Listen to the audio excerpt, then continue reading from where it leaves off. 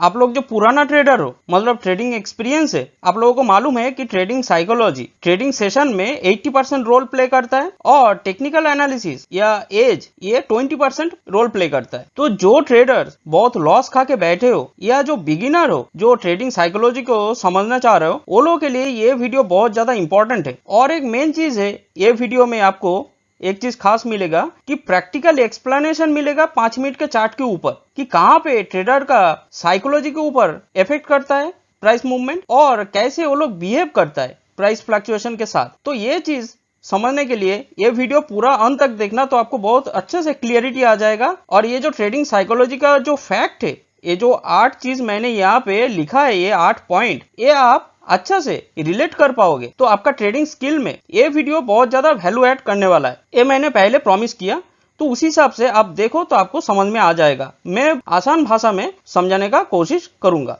Okay, तो पहला चीज है कि फाइंड योर एज, जो कि टेक्निकल एनालिसिस का पार्ट है। एज मतलब कि प्राइस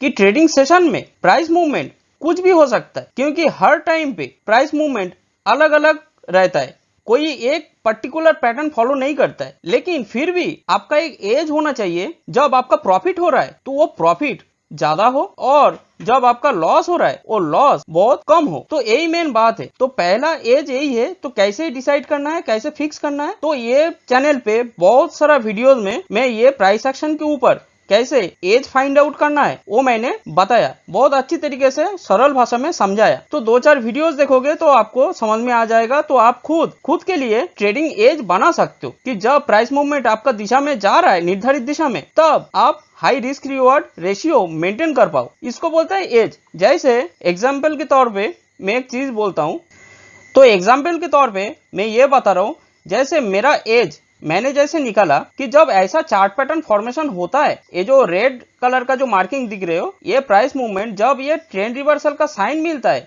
मतलब ये जो ब्लैक एक लाइन है इसका नीचे आके क्लोजिंग दिया, मतलब एक ट्रेंड रिवर्सल का साइन मिला। और उसके बाद कुछ डाउन साइड मूवमेंट देने के बाद जब ये फिर ये 50% लेवल पे ये जो ब्लैक लाइन है यहाँ पे जब टेस्ट करेगा, तब हमको सेलिंग साइड पे जाना है। क्योंकि ये अगर प्राइस मूवमेंट डाउन साइड में जाएगा तो इसका पोटेंशियल ज्यादा रहता है कि बहुत अच्छा खासा एक प्राइस मूव कर सकता है डाउन साइड में। तो रिस्क रिवॉर्ड रेशियो के ऊपर मैं ज्यादा ध्यान देता हूँ। तो उसी हिसाब से ये मेरा एज है, ये मेरा सेलिंग साइड है। और ऐसे ही वाइस वर्सा ये बाइंग साइड पे मैं ऐसे ही ट्रेड लेता हूँ। मान लो सेलिंग साइड पे मैं जा रहा हूँ तो ये पोजीशन पे मेरा स्टॉप लॉस रहेगा, तो मेरा रिस्क कितना है और अपकमिंग रिवॉर्ड मिनिमम 1:345 ऐसा रिस्क रिवॉर्ड रेशियो में मेंटेन कर पाऊंगा बोल के ऐसा मैंने एक एज निकाला। और ये जो बाइंग साइड में जब मैं ट्रेडिंग करूंगा तो ये पोजीशन पे मैं बाइंग साइड में जा रहा हूं, तो मेरा स्टॉप लॉस ऐसा पोजीशन पे होना चाहिए। तो मेरा रिस्क कितना छोटा सा रहेगा और upcoming reward 1:3 risk reward ratio maintain करके मैं ट्रेड काट दूंगा। तो ऐसा मेरा एज है। तो ये मैं एग्जाम्पल के तौर पे मैं बताया। तो ऐसे ही आपको ट्रेडिंग एज निकालना है, फाइंड आउट करना है कि कहां पे पोटेंशियल ज्यादा रहेगा कि प्राइस मूवमेंट आपका निर्धारित दिशा में जा रहा है, अब ज्यादा रिस्क रिवॉर्ड रेशियो अचीव कर पाओ। और प्रैक्टिकल एक्सप्लेनेशन यही एज के ऊपर, ये जो टेक्निकल एनालिसिस यही एज के ऊपर अंत तक देखना, तो आपको बहुत अच्छे से समझ में आ जाएगा। ओके, तो अभी दूसरा चीज है, पहला ये पॉइंट गया कि पहले आपको ट्रेडिंग एज निकालना पड़ेगा, फाइंड आउट करना है कि कौन सा मेथड के ऊपर आप काम करने वाले हो। अभी दूसरा चीज आता है कि trading is nothing but A probability game, क्योंकि प्राइस मूवमेंट हर एक टाइम पे नया नया फॉर्मेशन होता है। तो आपको कोई फिक्स एक रूल्स नहीं है कि प्राइस मूवमेंट यही पॉइंट पे ऐसे ही होने वाला है, ये कभी भी पॉसिबल नहीं है। तो आपको ये मान के चलना पड़ेगा कि इट्स ए प्रोबेबिलिटी गेम। तो आपको उसी हिसाब से माइंडसेट रखना है कि हर एक ट्रेड आपका नहीं होगा और स्टॉक मार्केट से हर एक पैसा आप नहीं ले सकते हो, ठीक है। और नोविस ट्रेडर, रिटेल ट्रेडर ये पहले ये पॉइंट पे फंस जाता है कि प्रोबेबिलिटी को नहीं समझता है। ये जो प्रोफेशनल जो एक बिजनेस है ट्रेडिंग, ये एक प्रोबेबिलिटी गेम है, यही नहीं समझ पाता है। वो लोग क्या करता है कि टेक्निकल एनालिसिस के ऊपर ज्यादा फोकस करते हैं कि अभी तो मेरा निर्धारित दिशा में प्राइस मूव होने ही वाला है, उसी हिसाब से वो लोग एक्ट करता है।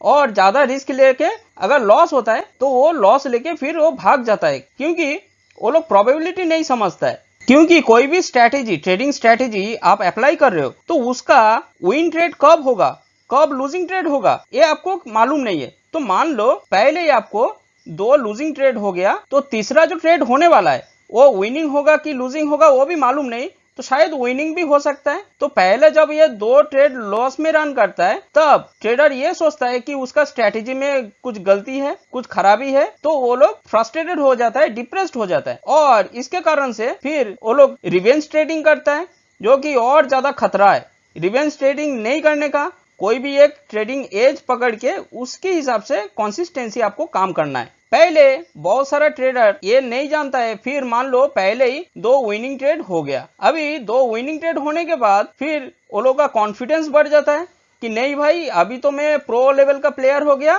तो फिर मैं ज्यादा रिस्क लेके ट्रेड करूंगा, और रिस्क और ज्यादा बढ़ा दिया, और उसके बाद 2 नेक्स्ट लूजिंग ट्रेड हो गया, और यही जो 2 लूजिंग ट्रेड हुआ उसका ये जो कॉन्फिडेंस लेवल बढ़ा था, ये कॉन्फिडेंस लेवल में ही वो खत्म कर देता है, तो उसका कैपिटल भी उड़ने का प्रोबेबिलिटी बढ़ जाता है। तो ये पहले समझो। इसके लिए जो नेक्स्ट पॉइंट जो मैंने बताया कि रिस्क पर ट्रेड, ये फिक्स करना चाहिए, और ऐसा रिस्क लो ताकि अगर आप लॉस खाओगे तो वो लॉस आपका साइकोलॉजी के ऊपर इफेक्ट ना पड़े और आपका मेंटल स्टेबिलिटी बैलेंस्ड रखे। तो ये बहुत इंपॉर्टेंट चीज है। तो इसके लिए पहले ये तय करना है कि कितना लॉस आप एक ट्रेड में ले सकते हो, कि ताकि कोई फर्क नहीं पड़ेगा आपको। तो ये आप तय कर लो कि रिस्क पर ट्रेड आप कितना ले सकते हो, ठीक है। तो ये 3 पॉइंट बताया। अभी जो चीज है जो focus on risk reward ratio, तो ये चीज और ये जो फर्स्ट जो पॉइंट है ये दोनों ऑलमोस्ट कोरिलेटेड है, क्योंकि अगर आपका ट्रेडिंग एज बराबर है तो जब आपको विनिंग साइड मिल रहा है तब आप अच्छी तरीके से रिस्क रिवॉर्ड रेशियो मेंटेन कर पाओगे।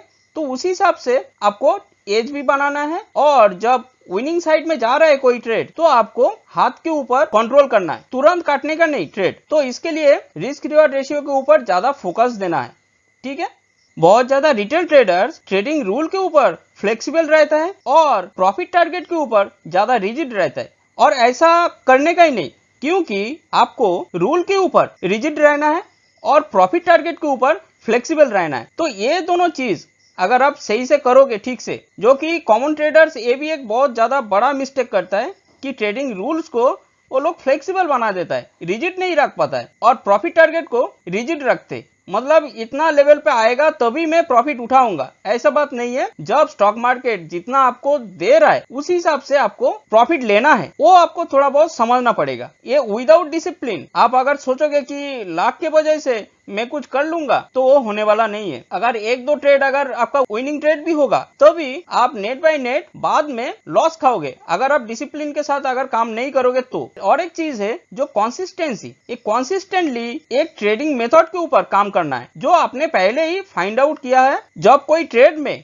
प्राइस मूवमेंट आपका निर्धारित दिशा में चल रहा है तो रिस्क रिवॉर्ड रेशियो अच्छा दे सकता है। ऐसा ट्रेडिंग एज लेके आपको कंसिस्टेंटली काम करना है, ट्रेड लेना है, ओके। और जो और एक मिस्टेक करते हैं कॉमन ट्रेडर्स, वो है कि विनिंग साइड को लेके ज्यादा वो लोग एक्साइटेड हो जाता है, ताकि ऐसा करना नहीं, लूजिंग साइड के ऊपर ज्यादा ध्यान देना चाहिए, क्योंकि अपना ही काम है स्टॉक मार्केट में अपना जो कैपिटल है वो कैपिटल को बचा के रखना है, रिस्क को मिनिमाइज करना है। तो ये काम अपना है, ये स्टॉक मार्केट का काम नहीं है। तो अपना जो काम है लूजिंग साइड में ज्यादा फोकस देना है। जब लॉस होता है तो लॉस का स्क्रीनशॉट ले लो, या जो वीडियो रिकॉर्डेड हो रहा है वो भी आप अच्छा से देखो कि कहाँ पे मैं गलती कर रहा हूँ, क्या प्रॉब्लम हो रहा है। तो लूजिंग ट्रेड्स को लेके आप ज्यादा एनालिसिस करो, क्योंकि विनिंग ट्रेड देने का काम स्टॉक मार्केट का है, और लूजिंग ट्रेड जब देता है तब आपको वो लॉस लेके एनालिसिस करना है।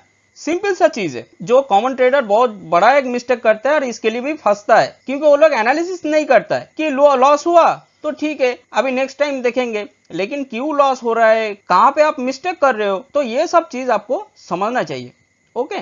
और एक चीज है कि प्रॉफिट एंड लॉस ये जो जजमेंट करता है ना, ये जजमेंट इंडिविजुअल ट्रेड में करने का ही नहीं कभी भी। तो आपको सीरीज ऑफ ट्रेड्स पकड़ के जजमेंट करना है कि आपका टोटल आप कितना ट्रेड लिए हो, कि 5 ट्रेड या 10 ट्रेड या 15-20 जितना भी ट्रेड लिया है उसका एक सीरीज बना लो, और वही सीरीज के अंदर टोटल कितना आपका प्रॉफिट एंड लॉस हो रहा है नेट बाय नेट, वो आपको कैलकुलेशन करना है बाद में। कभी भी इंडिविजुअल ट्रेड में प्रॉफिट एंड लॉस कैलकुलेट मत करो, तो ये करना बहुत गलत है, क्योंकि जब ऐसा आप करोगे तब आपको फियर भी आएगा जब लॉस होगा कोई ट्रेड, और जब विनिंग ट्रेड होगा तो आपको ज्यादा ग्रीडीनेस आएगा, और यही दोनों चीज मतलब फियर एंड ग्रीड ये आपको डुबा सकता है। तो इसके लिए ये भी बहुत एक इंपॉर्टेंट एक पॉइंट है कि प्रॉफिट एंड लॉस जजमेंट कभी भी इंडिविजुअल ट्रेड के हिसाब से नहीं करने का, सीरीज ऑफ ट्रेड्स पकड़ के फिर करो। अभी मैं चार्ट पे चलता हूँ, तो चार्ट पे तो आपको समझ में आ जाएगा कि प्राइस मूवमेंट या प्राइस फ्लक्चुएशन कैसे एक ट्रेडर का साइकोलॉजी के ऊपर अटैक करता है, जो नहीं जानता है कि इट्स ए प्रोबेबिलिटी गेम। तो जो प्रैक्टिकल एक्सप्लेनेशन का जो मैं बात कर रहा था कि 5 मिनट के चार्ट के ऊपर मैं बताने वाला हूं, तो वो देखो तो और भी अच्छा से आपको समझ में आ जाएगा। तो चलो चार्ट पे चलते हैं। तो यहाँ पे S&P 500 इंडेक्स का मैं 5 मिनट का चार्ट लिया। तो पहले थोड़ा यहाँ पे समझ लेते हैं, फिर ये पोजीशन पे, फिर ये पोजीशन पे, ये तीनों पोजीशन पे समझा के मैं जो बताने का कोशिश कर रहा हूँ ये सुन लेना और विजुअलाइज करना, तो आपको बहुत अच्छी तरीके से समझ में आ जाएगा कि हर एक ट्रेड आपका नहीं है, हर एक पैसा आपका नहीं होगा। तो आपको लॉस भी खाना है और साथ साथ में जब विनिंग ट्रेड होगा तब आप कैसे विनिंग साइड में खुद का इमोशन कंट्रोल करना है ये आप सीख पाओगे। तो देखो, तो यहाँ पे क्या सिनेरियो हुआ, पहले एक बियरिश मूवमेंट चल रहा था, तो ये बियरिश मूवमेंट चलने के बाद एक रिट्रेसमेंट किया, फिर एक बियरिश मूवमेंट दिया। अभी इसको कैसे आपको विजुअलाइज करना है, तो देखो ये जो बियरिश मूवमेंट है इसका रिट्रेसमेंट इतना हुआ था, और ये जो बुलिश पुश है, मतलब ये जो रिट्रेसमेंट का जो प्राइस फ्लक्चुएशन हुआ था इसका 50% अगर आप मार्क करोगे तो ऐसा एक लेवल होता है, ऐसा एक लेवल होता है ऑलमोस्ट। अभी देखो ये रेड कैंडल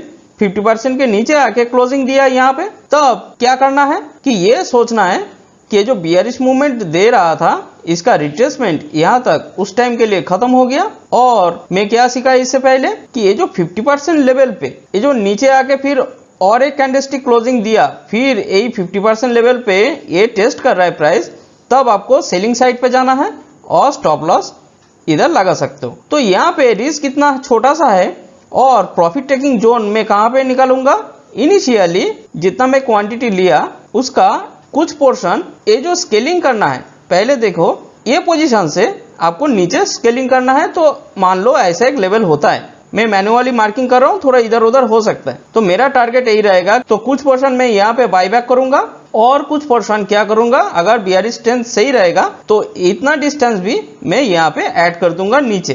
तो मान लो और ऐसा एक लेवल होता है, तो यहाँ पे जितना मेरा बचा हुआ क्वांटिटी रहेगा यहाँ पे मैं बाय बैक कर लूंगा। ऐसा मेरा प्लानिंग है। तो मेरा रिस्क इतना छोटा सा है, इतना छोटा सा है, और अपकमिंग रिवॉर्ड मैं ऐसा एक्सपेक्ट कर रहा हूँ कि अच्छा ट्रेड होगा। लेकिन देखो कुछ टाइम के बाद ये ग्रीन कैंडल प्रोड्यूस हुआ और यहाँ पे स्टॉप लॉस हिट कर दिया, तो कोई बात नहीं, तो एक बार लॉस हुआ आपका, तो यहाँ पे -1 कर दिया। ओके, अभी देखो, अभी ये पोजीशन पे ध्यान दो, तो यहाँ पे तो सेम एक फंडा हुआ था। कैसे, देखो ये जो बुलिश पुश दिया, ये बुलिश पुश देने के बाद एक रिट्रेसमेंट किया, फिर और एक बुलिश पुश देने का कोशिश किया, लेकिन ये बुलिश पुश का लेटेस्ट जो बुलिश पुश है इसका 50% के नीचे जब रेड कैंडलस्टिक यहाँ पे क्लोजिंग दिया, तब मैं क्या सोचा कि ये ट्रेंड रिवर्सल होके अब तो डाउन साइड एक बड़ा मूवमेंट देने वाला है। तो यहाँ पे नेक्स्ट कैंडल जब यहाँ पे जब टेस्ट कर रहा था ये पोजीशन पे, तब मैं फिर सेलिंग साइड पे जाऊंगा, स्टॉप लॉस ऊपर रहेगा। तो मेरा रिस्क कितना है और उस हिसाब से फिर स्केलिंग करना है। ये पोजीशन से तब स्केलिंग करना है, पिछली बार ये पोजीशन से किया, अभी वही ऑलमोस्ट सेम पोजीशन से मैं डाउन साइड में स्केलिंग करते गया। ओके, तो फिर देखो यहाँ पे भी सेम फंडा हुआ कि स्टॉप लॉस हिट हो गया। अभी ये पोजीशन पे फोकस करो तो आपको पूरा अच्छा से समझ में आ जाएगा। तो यहाँ पे और एक बार आपका स्टॉप लॉस हिट हो गया, ठीक है। तो ये पोजीशन पे अभी फोकस करो। तो देखो इनिशियली एक बुलिश पुश था जो कि ये बियरिश मूवमेंट का रिट्रेसमेंट के हिसाब से मैं पकड़ रहा हूँ अभी कि ये रिट्रेसमेंट चल रहा है, कि ये रिट्रेसमेंट चल रहा है। ओके, तो ये फर्स्ट एक बुलिश पुश है, उसका रिट्रेसमेंट इतना लेवल है। तो ये सेकेंड पुश होने के बाद देखो यहाँ पे ये सेकेंड पुश का 50% लेवल अगर मैंने मार्क कर दिया तो ऑलमोस्ट ऐसा एक लेवल होता है, और ये 50% के नीचे आके यहाँ पे क्लोजिंग दिया, और नेक्स्ट दूसरा कैंडल में यहाँ पे टेस्ट कर रहा है। तो यहाँ पे मैं क्या किया, सेल साइड में गया और ऊपर स्टॉप लॉस लगा दिया एक इधर। तो मेरा रिस्क इतना छोटा सा है, और अपकमिंग रिवॉर्ड अगर हमको जोन मार्किंग करना है, स्केलिंग करना है, कैसे, देखो ये डिस्टेंस आप ये लेवल से स्केलिंग कर सकते हो। तो नीचे ऑलमोस्ट ऐसा एक लेवल होता है। तो इनिशियली उससे पहले मैं ये लेवल से मार्किंग करूंगा, तो मान लो ऐसा एक लेवल हुआ। तो देखो मेरा रिस्क कितना है और अपकमिंग रिवॉर्ड इतना होने वाला है। तो ये अच्छा क्वालिटी ट्रेड है।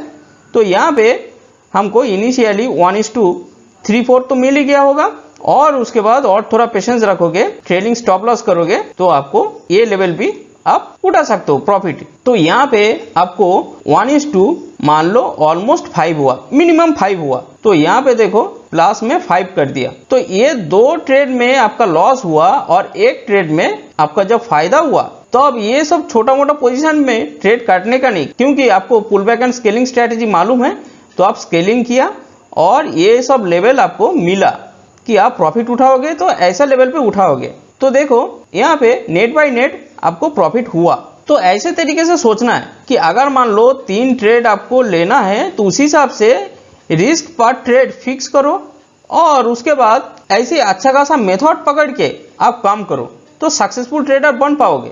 ओके, अभी ये पोजीशन पे थोड़ा फोकस करो। तो देखो ये जो एक गैप अप ओपनिंग हुआ था, तो मैंने इससे पहले ये सिखाया कि पहले ये गैप को फिल करो। एक गैप को पहले फिल करना है, तो ये एक बड़ा ग्रीन कैंडल है, तो आपको विजुअलाइज करने में बहुत हेल्प मिलेगा।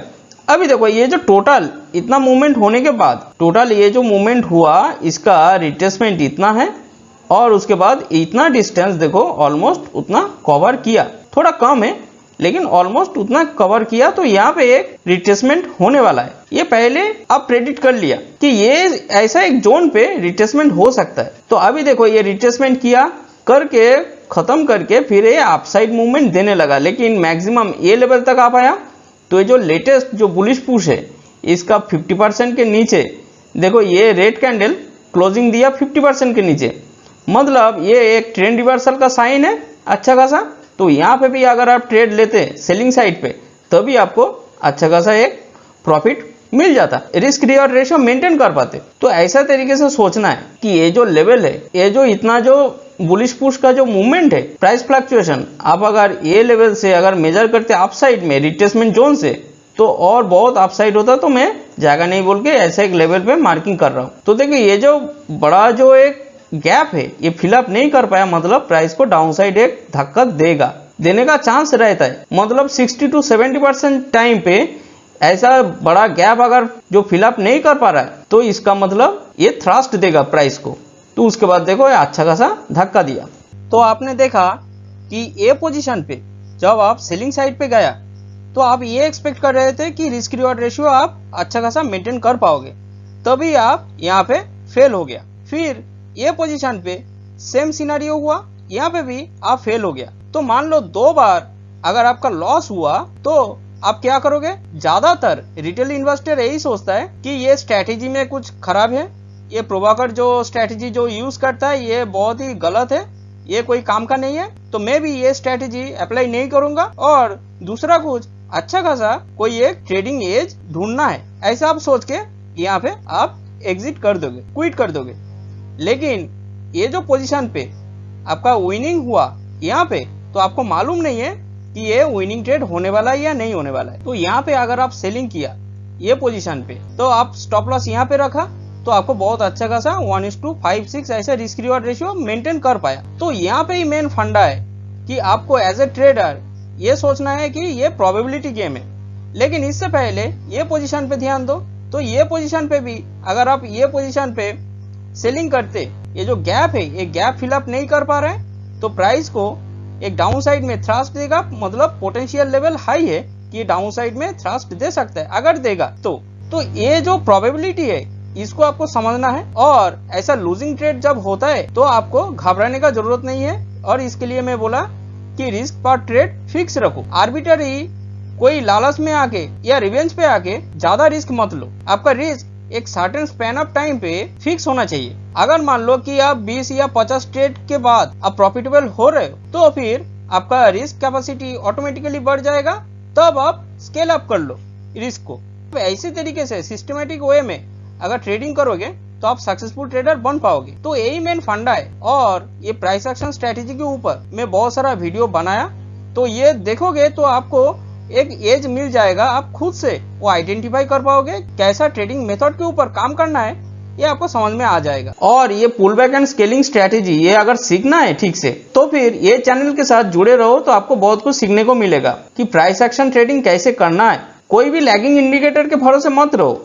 अगर आपको सक्सेसफुल ट्रेडर बनना है तो लैगिंग इंडिकेटर का इस्तेमाल करना बंद कर दो, थोड़ा प्राइस एक्शन के ऊपर ज़्यादा फोकस करो तो आप सीख पाओगे। अगर ये स्ट्रैटेजी अगर आपको पसंद भी नहीं आ रहा है तो भी प्राइस एक्शन को बहुत अच्छी तरीके से आप विजुअलाइज कर पाओगे।